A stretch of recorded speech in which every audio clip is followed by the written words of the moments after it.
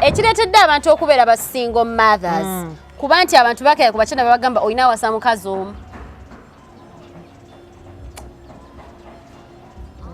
I don't know if I'm making sense.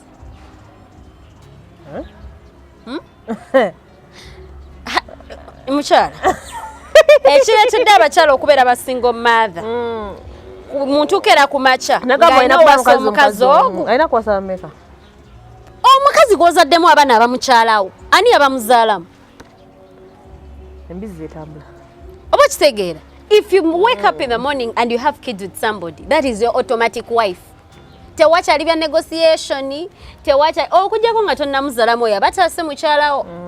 But what brought that problem? People thinking that they can get along with you, then tomorrow they break up with you, and then they have to get another person, and of course they are okay to do whatever they want. Okitegera naye singa baba yetteeka mu gavumenti nerikeera nerigamba kasita ogera ku makya n'ozaala mwana wa munno oyo abeera mukyala we wataliiko kwerumaaluma. Then tetugenda kubeera ne ba single mother ne biba bya mpapula ate papula zirina mulimu kikusayininga busayinizi. Tugere ku single mothers. Do you remember? Yeah. Kese nenda z'ebintu bingi awe kati wano tugenda kugijjamuko tutunulire side emu. Yeah. Kese eresa abantu bangi okwogera ebintu byebamanyi ne batamanyi. Ate nga bakozesa obusungu buyitirivu. Ng'obuyisa busungu. Anyway, busungu. Nakala mukyalo oyo gwe nakuweereza mulaba jo luli yeetonda.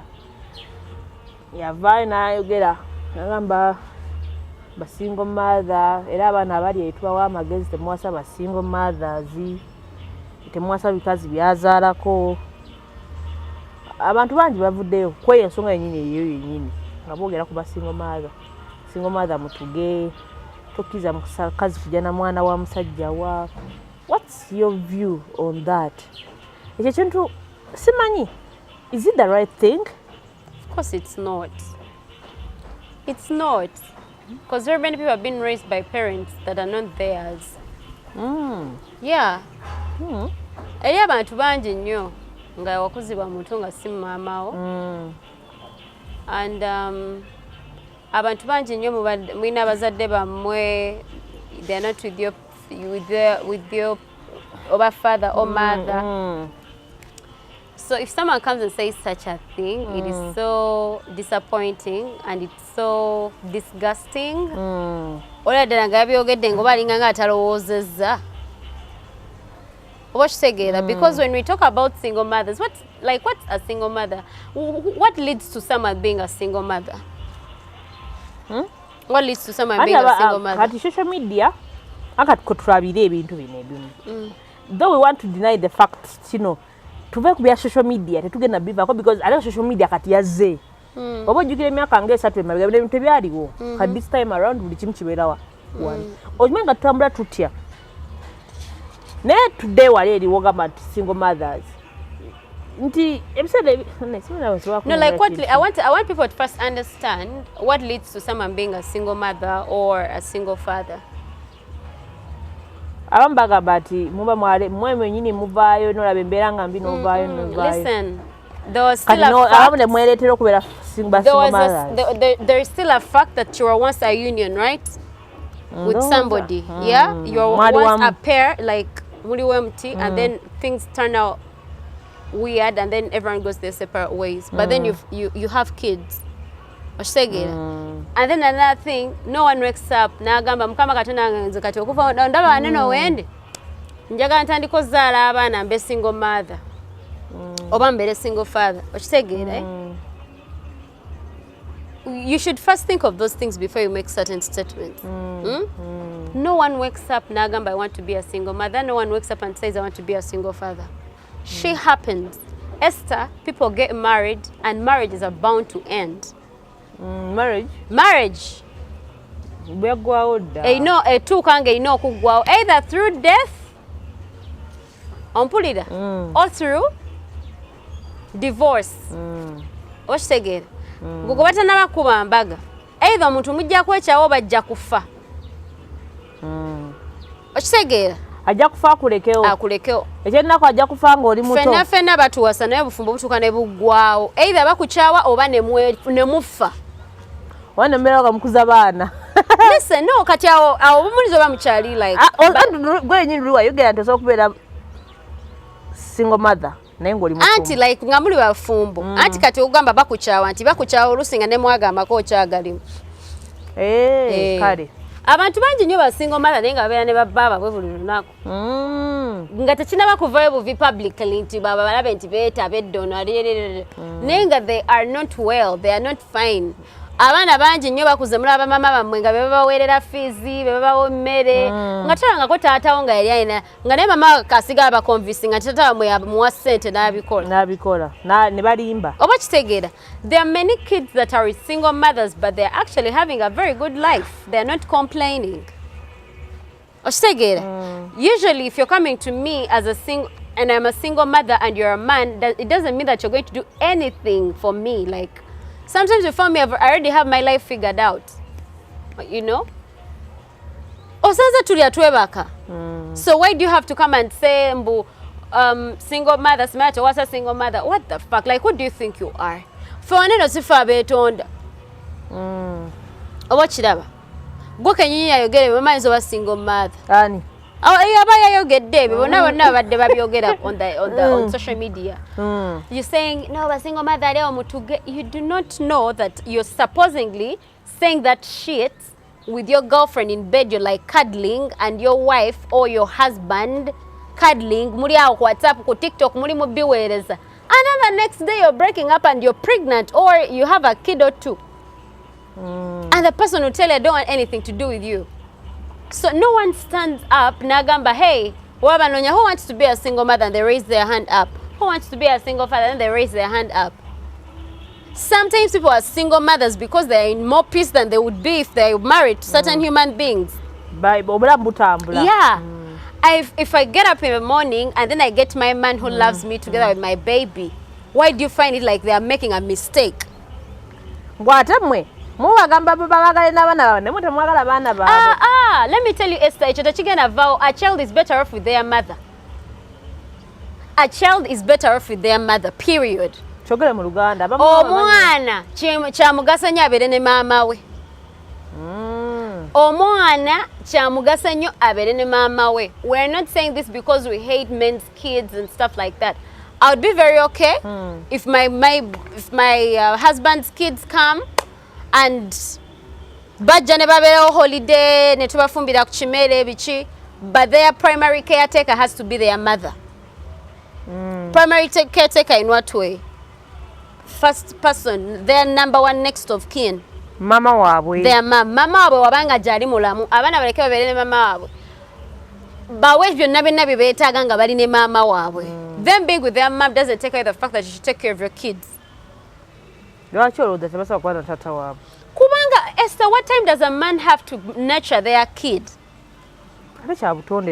Listen, what time does a man have to nurture their kid? Huh? Listen, omwana omuto, the most tricky part with the challenge that stepmothers go through. Bwenkera kumacha nekuba omwana wange nemukuba bubi nnyo nnyo. No one is ever going to point a finger at me. Kubanga mwana wange, like kasa mama we amukubye. But if I do that to my partner's kids, ngoli stepmother we, ne wemba mukubira nsonga nga nabo bagiraba. Ne mama singa abaddewo wani mukubyeyo bwotyo. Kitegeera. So that's why I tell you, it's better that kids they be with their mothers. No one is going to be held accountable. Society tekerangako nenenyo omusajja okuza obubi omwana. Omwana obango badde musajja nga gwe ina abaana bo ne bavamu nga tebali mu kintu society kye basuubiramu. Bajja gamba kale lwaki singa abaana mama bwe yaliwo bandi badde better. Tebagenda gamba nti omusajja yakuza obubi abaana. It will still go back to the mom. Had you been available for your kids, they wouldn't have turned out like this. Nenga bera there was a time maybe a guy told you don't touch my kids. Abana baleke. Abana nge baleke nze njja beso wolo ya bichi. Abana wo balekayo ekintu ne kibatuukako singa kale wegendera n'omwana we bintu tebyandi muntu seko. Oba kiraba. If your kid grows up and then like the judgment goes back to you as a mother. If your child grows up and then they are told certain stories, sometimes they are lied to, they are told false information about their mother. Omwana jakula gamba, mami, you shouldn't have left me. All those challenges, people go through them. So do not come and say, Tuwasa single mother. Ani agendo tuwasa gwe. Ani agendo tuwasa. Muleka abasajja batwagala kuba ffe tutegeera ffe tulina amagezi. Bati bategeera. Let me tell you. Listen. Bati balina amagezi, they are stupid. No. But single mother ffe tutegeera ffe tulina amagezi. Oba mfuna bulungi. Awunjogerera single mother. Let me tell you. Omukyala yenna whether akola bubi oba single mother neeyisa bubi kiva ku muntu mutima gwe yaba n'empisa embi ye ng'omuntu si situation mwali nti yensiru era nze nawunya ne connection wano eriweyo abantu okubanga ensonga eyo bagiconnectinze nze sigiraba waawo abasiru naawe kati kati ba single father bani agenda obawasa. I want people to make sense from their statements. You're saying no, I should marry a single mother. But who got that single mother to be a single mother? A father. Thank you. A father. Justice for single mothers. A sperm donor. No. Sometimes men are actually available. Me, I don't want to call men sperm donors because when you say that a man is a sperm donor, bizo kati olaba we twatuse mu walere wa Balaam noli guy nga ne mwana ava yeyo tugenda yo. No, I'm giving you the point because oyomchala na single mother, she has a part where the guy was not really available, that another man had to come and take over the responsibilities. We're not going to deny that. All those aspects are in that case. So oyo guy as like without even shame omwana nakoma omulabanga wa myaka toyawukana n'omukazi nga wa myaka emeka esatu omwana like spent all that time. I don't know if it's true or not that maybe tomulaba, but is that making sense? People should learn from that. When you get up in the morning and you're claiming for a child that you weren't there for, you look stupid, you look impossible. You look impossible. Bagabananga twalumbiddwa kikino ekintu. If you get up in the morning, Esther, people should understand. By the time someone gets up and they're a single mother, there is nothing in this world that can put them down. You can't come and tell me, oh, Esther, do you know the hassles that we go through? Let me tell you.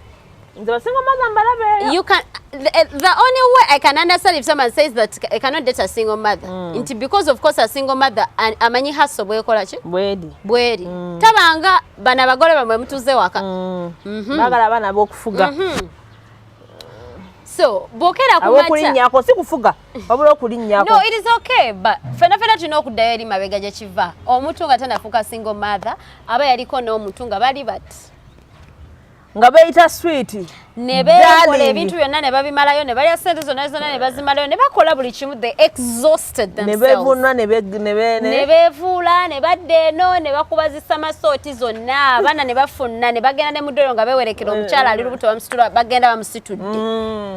Nabawe eddogwe n'ogenda mu leba guy najja n'akwata na, oh baby please give me that gift, oh my god my baby is doing it. Afuna koyo omwana naye Esther njagala oddeyo wali we nagambye obufumbo bwonna bukoma bugwawo mwether mwagala okiwulira oba temwagala kiwulira naye obufumbo bugwawo ate teri gwe baziika nga mufumbo. Nze naye olegaba oba tujja tukewa Katonda nga tweyita ba sister ne brother naye ng'obadde no ku nsi okuba banno obavumira omusajja okuba basajja banne ebikonde bonna bamazeewo lwa mukazi. Nze neewunya ekintu ekiconnectinga wasinga mother. Essa nze saga abantu babeere nga boyogeza ebintu. Nze omanyi ki ogamba ekyo?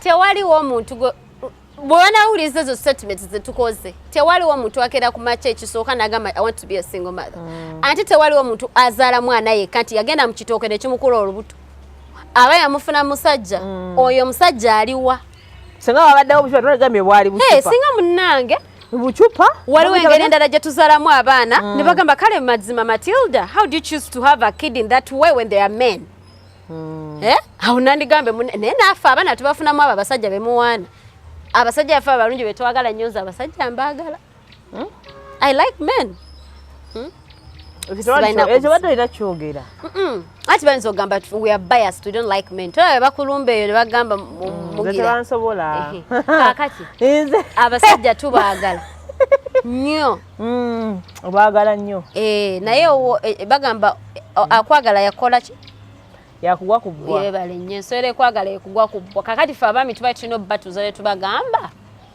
byonna byonna bikole naye nga nabusajja amu bakikoza nina musajja gwe nja muzaalamu mulekaawo be bamanyi let me tell you bakikoza nga punishment kagambe no it's not a punishment but she happens tulaya abantu nga nze nina abantu gwe nabanga mukazi yafumbirwa nazaala abaana basatu n'ava bufumbo obwo nataka kola sente ze haso we bamukuleetera kati wafaana ne wali nga mufumbo oyinza okuba omulanga ogamba olimba si naye eyo naye abeera single mother naye nga mba mwakuba embaga mwakuba emizira abantu baleeta ebibbo by'essente ente baabawa bwakola nga n'ente mwazirya dda zaggwawo Esther, I was watching some documentary where someone was asking themselves what was the problem marriage was trying to solve.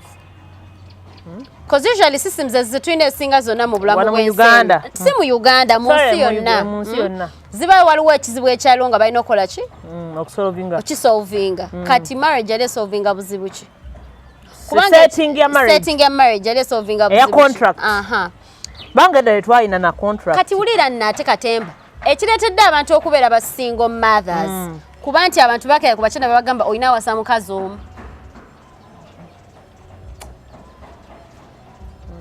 I don't know if I'm making sense.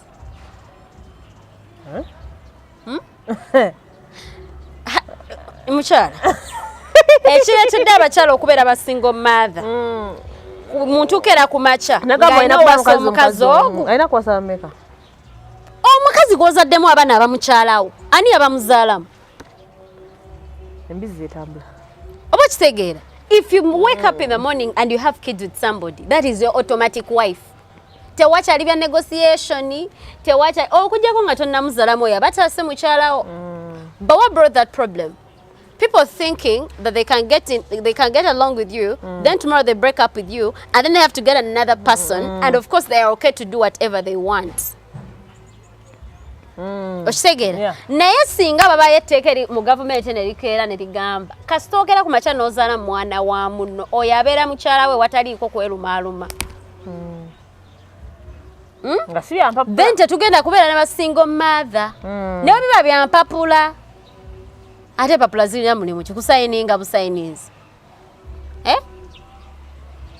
tetujja bbala basingle mother lwaki abantu bafuka basingle mother let me tell you people break up like I told you marriages end. Other reasons because right sogera kino nze you know me when it comes to women I respect them and I love them so much because abantu bano badde boogera ebintu era di statement ebyekisirusiru abantu ababeera boogerayo banayinja kuba omuntu ayogera ebintu ebyekisiru ndamukuba olwiyi kati omuntu yadde ayogera ebintu bwe abantu abamu bavaayo wano tugamba nti basingle mother abamu butwejjayo bufumbo novaayo bufumbo n'ogamba nze njagala kubeera single mother tewali kikujja bufumbo naye gwe novaayo nofuka single mother notandika tukaabirano toli single mother nga tewali nnyo problem ekujja bufumbo kati kambabuulire kino ekintu by the time someone gets up nagamba I'm done with this nze kyemanyi ku bakyala we are the most patient species on this planet obugumiikiza abakyala bwe tulina sisuubira nti n'abaami bafaawo olusi bakala oba olusi nasembayo okugumiikiza nali nfudde naye ng'akubuulire naye ngenda kwewa obutwa abantu ebiseera ebisinga ekibajja mu bufumbo peace of mind otuuke wantu ng'olya you're not wanted you're not liked you need to get to a place where you can because you know the setting of the world is now different gone are the days where women would stay home and cook and clean and sleep and take care of kids, and maybe also go to the garden to get food for their kids, right? Lately, you're a mother, you're a wife, you're unemployed somewhere, you have responsibilities. You're a big sister, you're a mother, you're a wife. Ngoine byo bifunanzibwa nga 15. Oli oti? Omu. Okera kumacha n'otula n'oweyinga n'ogamba what's more important to me right now. Bwenfa, my kid is going to be an orphan. They're going to grow up with someone that's not their mom, and I don't know how they're going to treat them. Or what you think? Then you're like, you know what? How about I first give myself a break? Eh?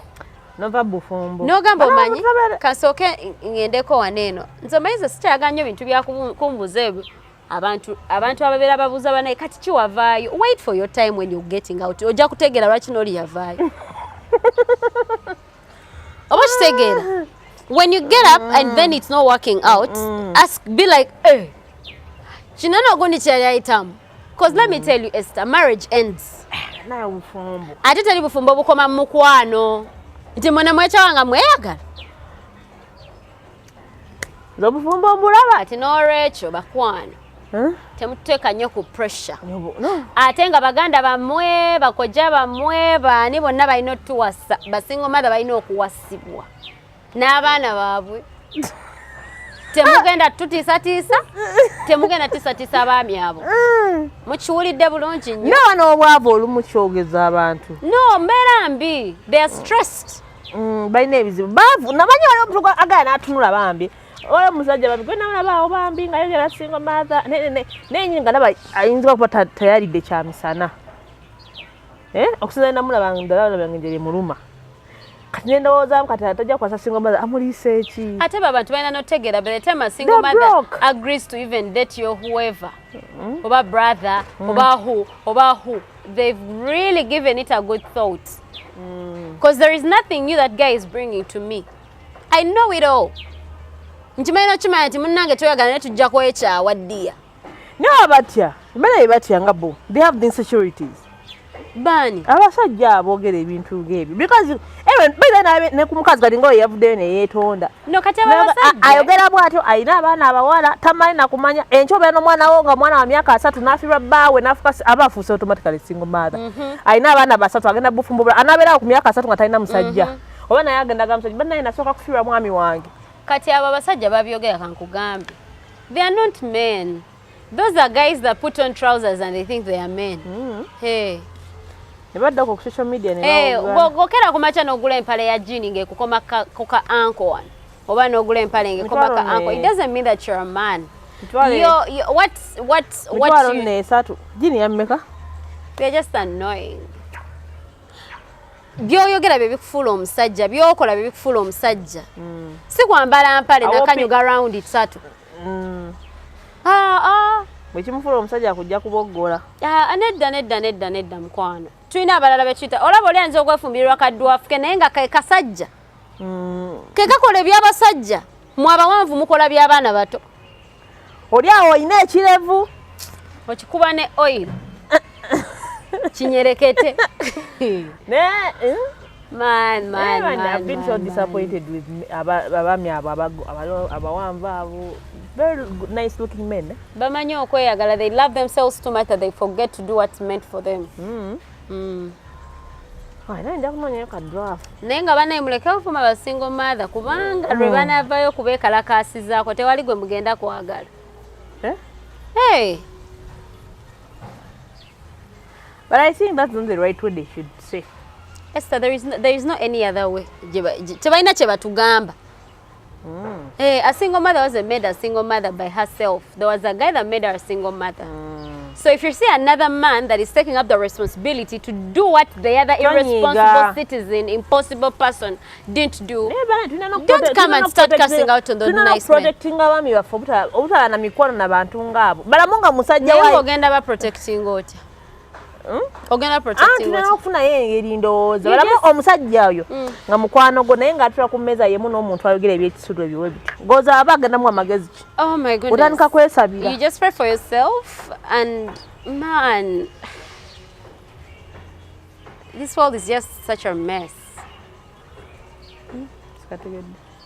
ensi yatabukadda kati byafuuka bisasiro biri awo woolabe walikiri awo olinnya oba kiraba. But I feel so bad, by the way, when people come and say such things. And that is saying all Kulumanti. Social media is so toxic to a point that someone can come and put their toxicity on you. Their lives are too miserable beyond, an ant can't even bite on them. Yeah, akawuka tekasaba mulumanga abajjudde busa. Njagala okujjukiza bamaada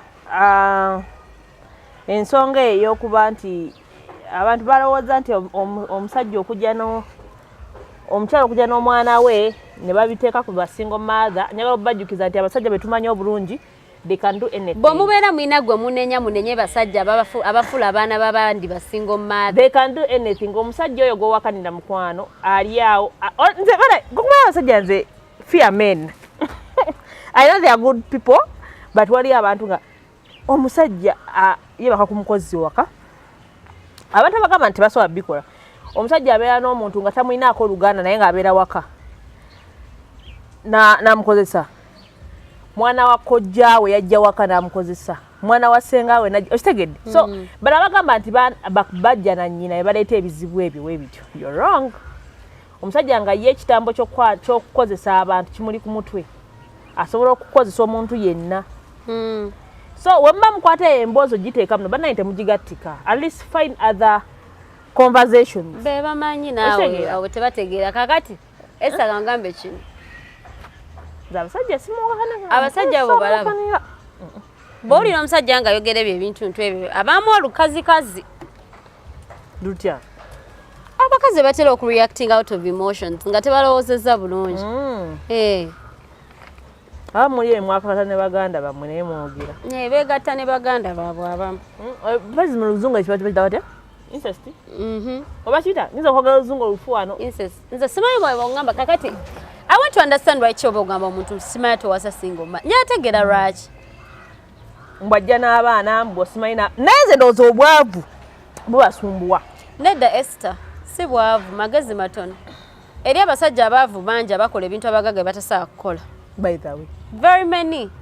Most of the men that marry, most of the men that marry single mothers sometimes are not even rich. Ojukira a story about the kolao about the tambulao nga omwami yazze nga claiming omwana after the kid had died. Yeah?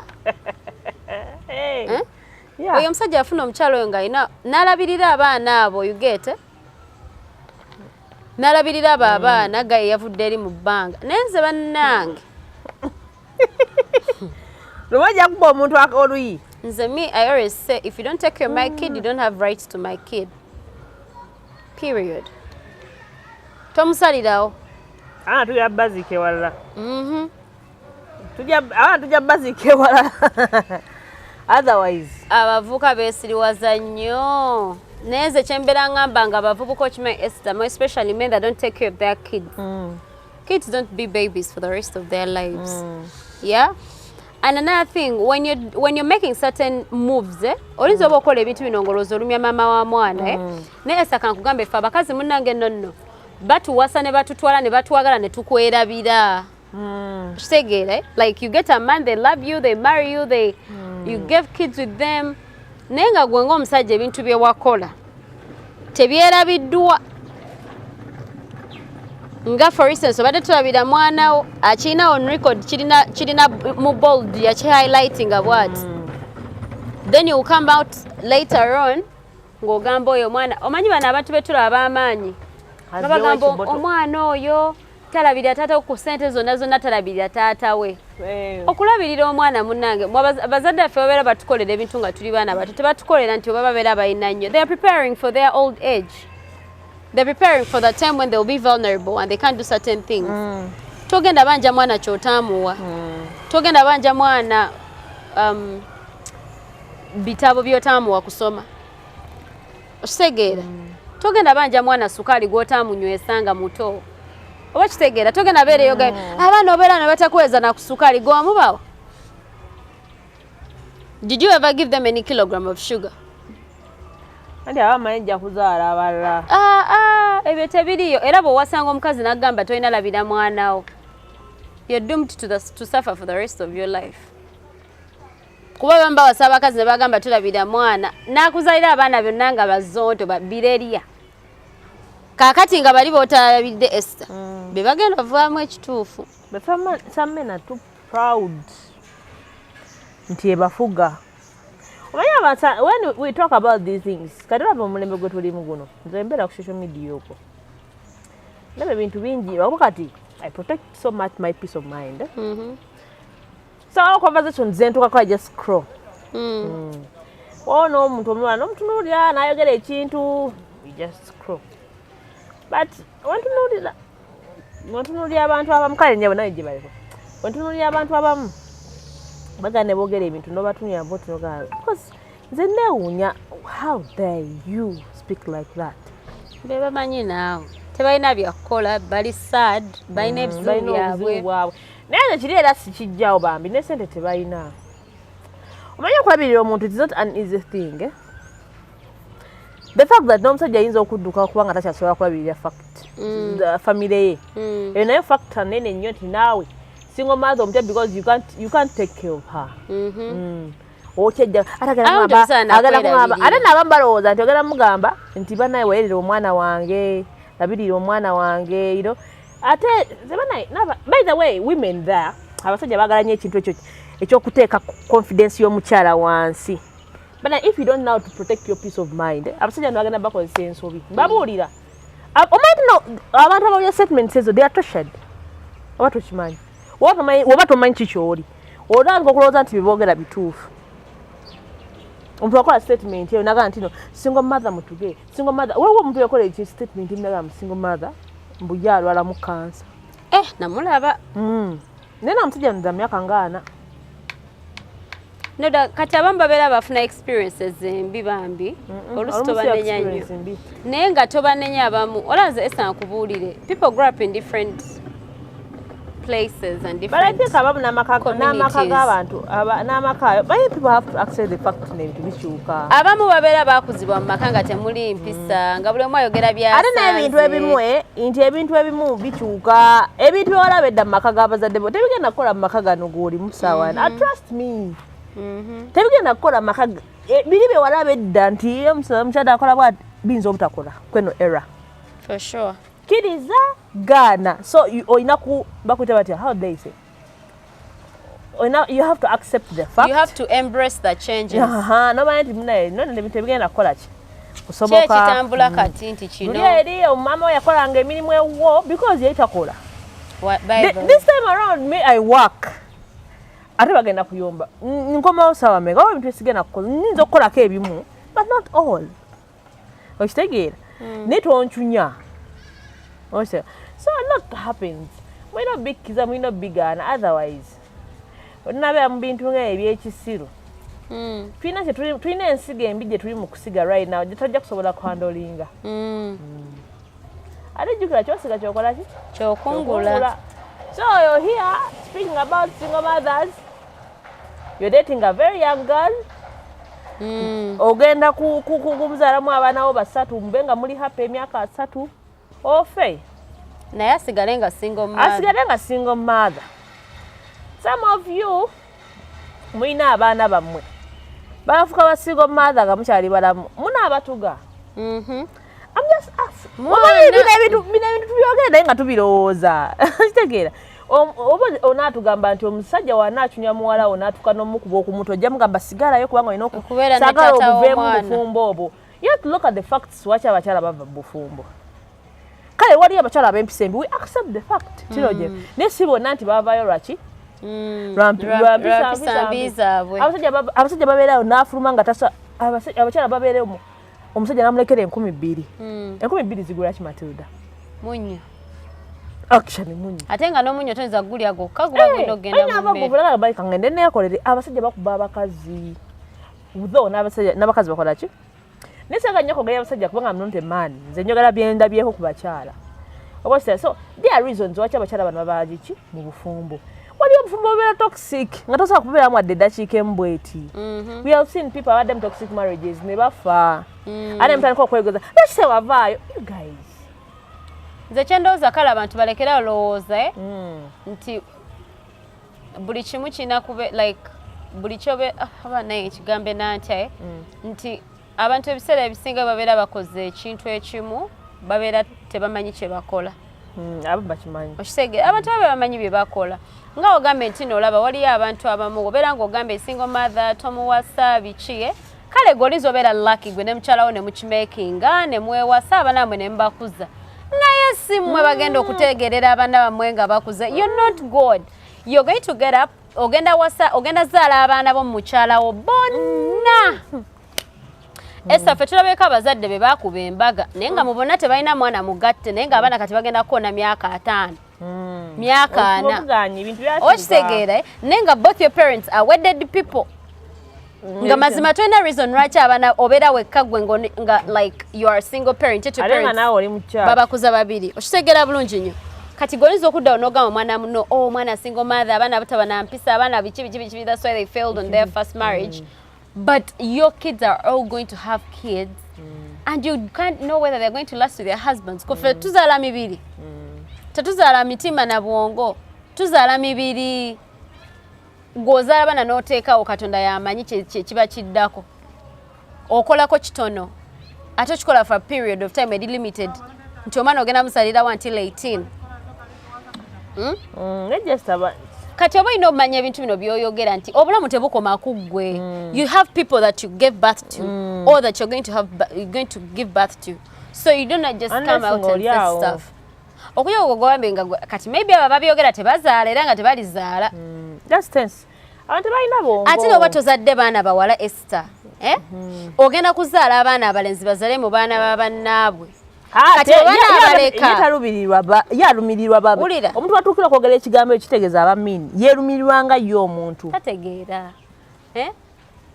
omwana omulenzi agenda zaala mu baana babanno abo abaana babanno babere bazzukulu bo oba babere bannefi bo oba banneesi bo kati ng'omuntu ava eri yasinga omuther mbatuge bweba batuga bonna ne bafa abaana bamwe basigala tebalina bamaama baabwe like can you imagine that kind of stupidity basiru ate naye abasajja balina okuembracing the fact that women are empowered nowadays era gye mwagala obbalabirako wansi mu bigere byamwe tekigenda kusoboka I'm not saying nti bana abakyala muwa abasajja ebitiibwa but ababyewa okitegedde ababyewa tetugenda ku respectinga omusajja ateewa kitiibwa because you will beg me for respect nja kubuuza for what okoze eki now the problem nti abamu bambi bagalizaako kuba self esteem y'abakyala bano waliwo abantu abamanyi ebintu ebyo psychologically kati ng'ali mu kuba that self esteem bannaye bakyala you guys peace of mind kintu kikulu nnyo olaba ebintu ng'ebyo don't give it time otherwise mujja kuddayo mulowooze nti bye baagala bituufu but these people banabaana bato they are young boys young boys bakyabonaabona n'obulamu okwebeezaawo bali mu kufuna mitu I'm not saying sente entono ze bafuna but ku level abantu kuba spendingira sente that could not be the money lwaki omuntu ajja kunaayasamirira so the problem abantu they can't even take care of their own families nze omuntu ne bwavuma ze tekinnuma tetugaa nti okati gwe balamu omuntu agenda nakuvuma omuntu agenda navuma abantu kati ngaabo oli ali ku single mother atambuza bulamu awuninga asanadire somewhere mother be baliko batemukima basingle mother be balungi be banyirira basingle mother be balina ssente basingle mother be bakola bajja bakwana ku bakazi ofuna nga ba Esa batanazaalako n'akulumya omutwe left right and center kale nze ku bantu bemanyi single mothers that I know I've not seen any one of them being approached by a weak man yeah siba banafe abasajja abanafu aba batategerekeka but they usually approached by men that are very very sensible very smart men gentlemen, very rich men gentlemen. Very very godly caring kind. I want to give shout outs to my baby Auntie Ulida for liking a single mother yeah like no one can get him to another type of mother so I want them to understand that when they are saying these things they can't mange I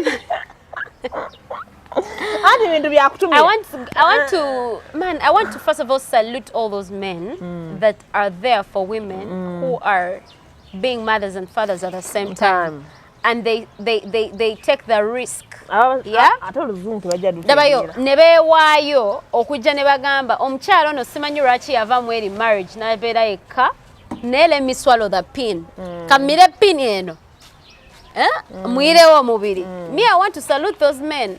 Kitegeera because ajja mu bulamu bwo nga tamanyi what really happened in the previous relationship, but they're like, you know what, let me go with what Matilda is showing me. Maybe she's like a reformed person, maybe stuff like that. Kuna abantu ababeera ku gundi okwo nga baasamirira banneewuusa. Sorry to use such kinds of words, but at times you have to use them. Naddala nga twogera ku bantu abatalowooza. Bano abantu bakubira ddala self esteem. Balamu nga oyina omukazi ewaka n'olya bbawo nga yagala statement eyo. What comes into your mind? Oba olumwa oba ogamba nafumbirwa ki kino. Naye ate abamu munnange abakyala abamu era essa tetulina kustikinga nnyo ku basajja n'abakyala jjukira omukyala ye kennyini yaze n'apologizinga oba kitegeera n'abakyala bennyini abamu be bateeka ebyo ebirowoozo mu basajja because usually akyalina omusajja we abeerewo najjajinga akalera boono single mother akalera boono you get abakazi balina empisa embi nze sobola kuva bufumbo bwange kakati nga taata gundi enzo nkola booti kakati nga nze ngava bufumbo bwange nze taata gundi wendi. Let me tell you something. Oliza gwe obutagenda naye ye n'akulekawo ye n'agenda n'akugamba n'ennyumba njikulekedde bbayi n'agenda era n'ofuuka single mother naye nga wali enjawulo nti gweolina ennyumba. No, ne ba single mother ati balina amayumba gaabwe bazimba. Enjawulo nti olina ennyumba y'omusajja mwe yakusuula omusajja bagamba bati bakusuula mu nnyumba kitegeera like tolina kwogera ate tetubyogera bino tubasekera abantu balubi but because abantu abamu ababoogerera at least ebintu bino mba mugenda obyogerako musooke birowoozaako waliwo ebintu ebimu nga bijja kutuukawo oba obyagala oba tobyagadde Katonda ayamba buyambi. Kagambe kino okimanyi Esther marriage is like lottery ogimanyi akakazanyo okateekamu ssente naye nga chances z'okuwangula ziri mmeka? Chances bameka bakawangula 1% n'obutatuuka half bameka bakawangula. So that's marriage. So you do not come here and then you start bubbling. This person, maybe you didn't do this, maybe you don't do this. Let me tell you, marriage is like a lottery where you go and invest your money, but there are higher chances, the highest chances that you're not going to win, but you keep on investing.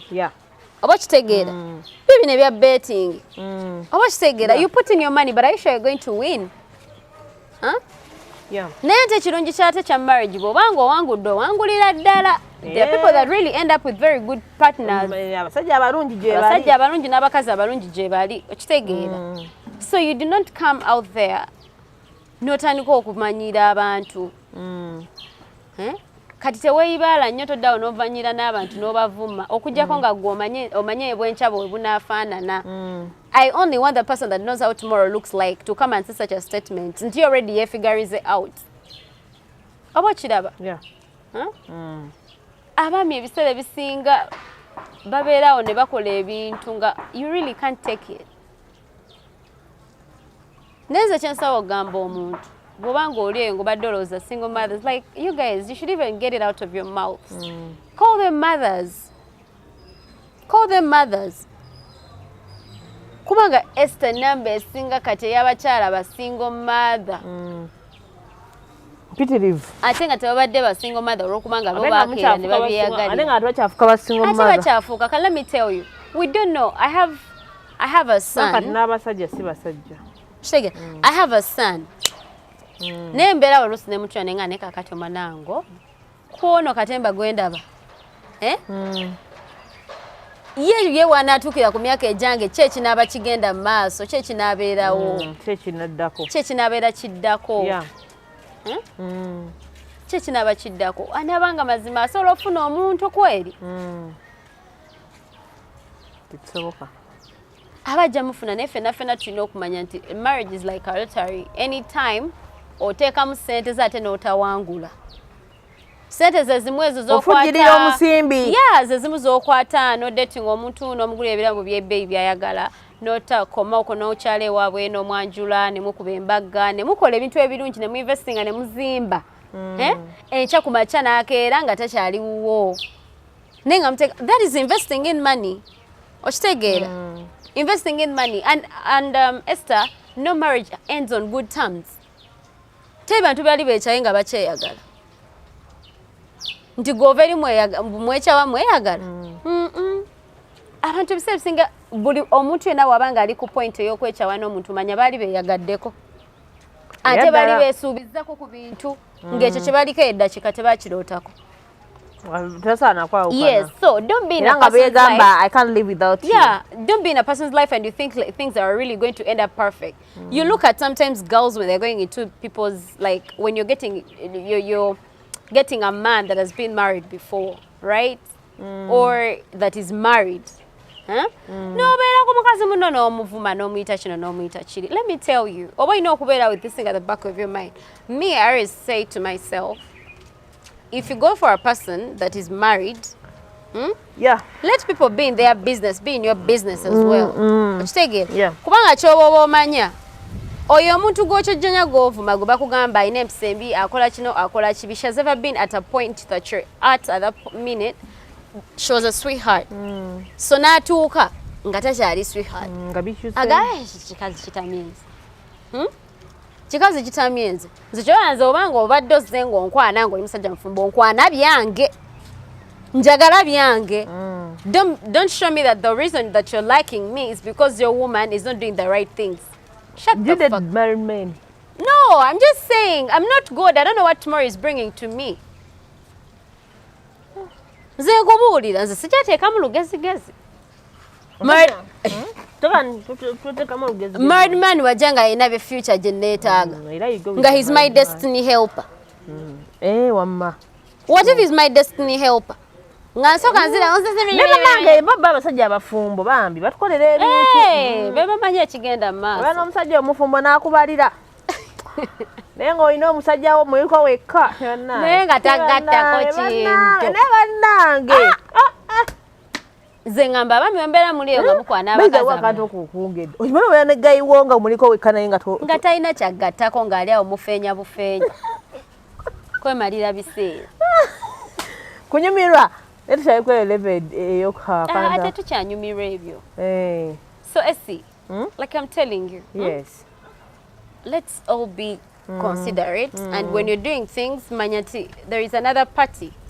Akanta okajja kunyuma okategedako batekamu amazzi nogenda you stress nakugwako. Yeah, I know it. Akakantu tulina okakolako otekamu ice n'omutuulamu abanjogoga naye ovamu oli stress free. Owacha Essie. So people shouldn't be there ne batandika okulekanira abantu. Tuwoganira. Ne mumanyira abantu. Abantu baleke bakole bye baagala buli mukati akola kimuyisaawo twava dda kati ku mulamwa ndowooza. Twava dda ku mulamwa tuli ku bya. As long as you're not hurting anyone. Naye nga bayira omusajja omufumbo leka. Omusajja omufumbo.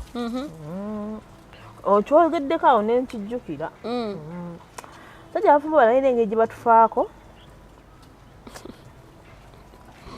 Tetobawaana nnyo. Bafaayo bambi. Sima afaayo kati nga tannaba kufunamu kyayagala. But tekimanyi nti wano ku ntandikwa afaayo. Fena bwe bafuna wangi daddy. Tebibaako bafumbo oba si bafumbo. Buli muntu nga mutandika relationship eba nnungi. Buli wenfuna omuntu wange wano manyi omuntu wange ati nze nteko President, okay. Principal. Mr. President. Mr. President. Naye Matilda, why? Destiny helper wabanga yazze. Destiny helper ajja omuganda wange. Kata abakyala bafumba bagenda kunyiiga. Babamanyi banyiige. Omusajja bagenda kunyiiga jaggambe. Omukyala omufumba gambe mwesi bakubu lwaki mwagala babba. Gwe omanyi kyo banaye abamba babe bagamba lwaki mwagala babba nga naye nammwe mwababba ku babba bannaabo. Kati nga mulembe gwakwebba. Ate babba mu kifuluko. Waliwo yangamba Matilda tebabba mu kifuluko. Ategeeza ki? Nti totya kubba like toyina musajja kugenda zaka kasasiro nga bamusudde awo omunona gyali konze wangi maama naawe naye nze wakoyo saabikola nkubbira ki you can't steal a man yereeta omusajja yereeta oba kitegeera naye ate kati ffe batwakuba twalabadda tuluddewo buli naye twalabadde omuntu agenda nakunyumiza ebintu bye n'omutunuulira booti nga oba omumaliriza ddi nve wano nze njagala abakyala bategeere kimu nti omusajja oyo tomwewaanisa nnyo essaawa yonna akukyawa n'oba single mother oba olina abaana n'agenda ate n'afuna n'omulala kitegeera so oba babaddeyo ng'ojajinga abali mu mbeera emu naawe teweeyibaala essaawa yonna kikulya essaawa yonna bakulekawo ate jjukira olisoniza obyogero lijasi myaka 2 mu mmeka 3 tonnabalagira 10 biki ebinaaba bigenda mu maaso awo okuwezaana biki ebinaagenda mu maaso by the time I clock 50 biki ebinaaba genda mu maaso by the time I clock 60 so don't say a lot of stuff gwe tuula wootudde weesabire essaala gamba mukama nsaba onnyweza wano wendi boolabe bakyayi bagambe bannange tugenda kukola bannaye tewali buzibu tugende mu maaso todda mu kujajinga no kale laba laba biki byaliko kale laba twagamba essaawa yonna gaya kuchawa nga tolina kyomukoze ate tosese essaawa yonna bakukyawa nga tolina kyokoze ne bagamba Esther nkukyaye cause truth is abantu batwetamwa ngayagala kirala nga koyi olaba weekoowa bazaddebo nogamba neza mpuli ewaka wantami naye nga bakusuza bakuliisa okitegeera ne waba olwadde bakujjanjabisa naye bamanyi nti okola ofuna $5,000,000 omwezi naye ng'oli waka bwolwala bazadde bakola ki naye notukanogamba naye bana ewaka wantami kangendekeyo ebbali nfuneyo omuzigo gwange wakiri ngusasule naye bano abantu bantamye bantadde ku naye bakira omwo naye kaakati gwe yawasa obuwasa bago gwe bafumbirwa obufumbiro bakukyawa noddayo ku point musajja akulekawo we Uganda si we Uganda nsi yonna njogera ku Uganda nsi yonna n'omuzungu akuwasiza era akulekawo badde omuzungu takuleka nawe akuleka njogera ku Uganda ng'okonyi nedda kubanga bugamba kye Uganda babanga bali so different but they're all the same people they're not so different abali ebweru nene Uganda gye bali bamu abe Uganda bavaako wano ne bagendako ebweru ne badda so like they're all the same there is nothing much as a difference so bakukyawa n'otulaba abaana bo munene bakuyitira single mother gane single mother wuuyo ayitawo ate gwe okukyawa mu bukadde kiruma